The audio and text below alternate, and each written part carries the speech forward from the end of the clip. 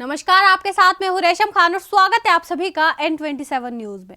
केंद्र में नई सरकार के गठन को लेकर सियासी दलों के बीच उठापटक जारी है और इसी बीच आम आदमी पार्टी की ओर से 4 सीटों पर प्रत्याशी घोषित करने के बाद बीजेपी ने भी दिल्ली की 7 सीटों में से 5 सीटों पर प्रत्याशियों का ऐलान कर दिया है।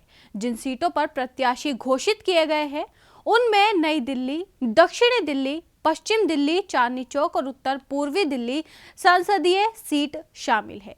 वहीं बीजेपी ने 5 में से 4 नए चेहरे इस बार लोकसभा चुनाव में उतारे हैं और इसके साथ रमेश बिधूड़ी और मीनाक्षी लेखी जैसे वरिष्ठ नेताओं तक के टिकट काट दिए गए हैं और सूत्रों का कहना है कि बाकी 2 में से भी एक नया चेहरा उतारे जाने की संभावना है। वहीं आपको बता दें कि दिल्ली की 5 घोषित सीटों में से 4 पर नए उम्मीदवार उतारने के बाद सबसे ज्यादा चर्चा इसी बात को लेकर है कि आखिर इन सांसदों का टिकट ही क्यों कटा और टिकट नहीं देने की वजह का खुलासा अभी तक नहीं हुआ है।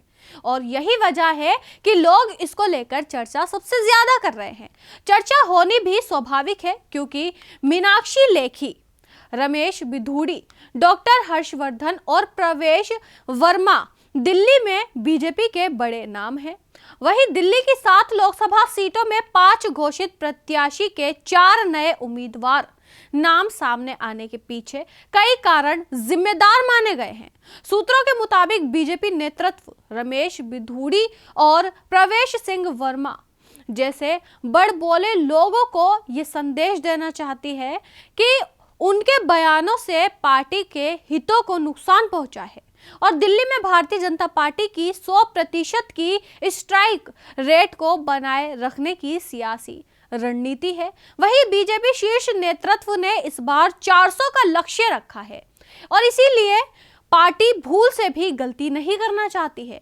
वहीं इसके अलावा बीजेपी इस बार सत्ता विरोधी लहर से भी बचना चाहती है और जिन 4 सीटों पर नए प्रत्याशी उतारे गए हैं कि वहां पार्टी आप कांग्रेस के संयुक्त उम्मीदवारी की लेकर ज्यादा गंभीर नजर आ रही है। वहीं रमेश बिधूड़ी 2014 से दक्षिणी दिल्ली सीट का प्रतिनिधित्व कर रहे हैं और उनका एक बयान विवाद का विषय भी बना हुआ है। वहीं प्रवेश वर्मा लगातार 3 बार लोकसभा चुनाव यानी 2009, 2014 और 2019 से दिल्ली से लोकसभा सांसद चुने जाते रहे हैं।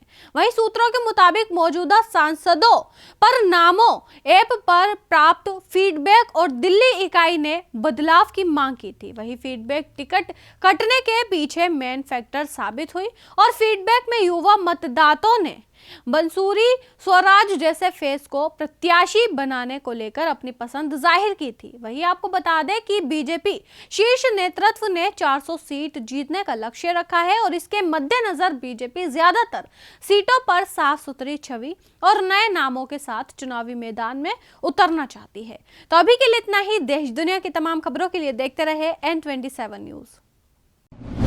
आप देख रहे हैं N27 न्यूज, पकड़ हर खबर पर।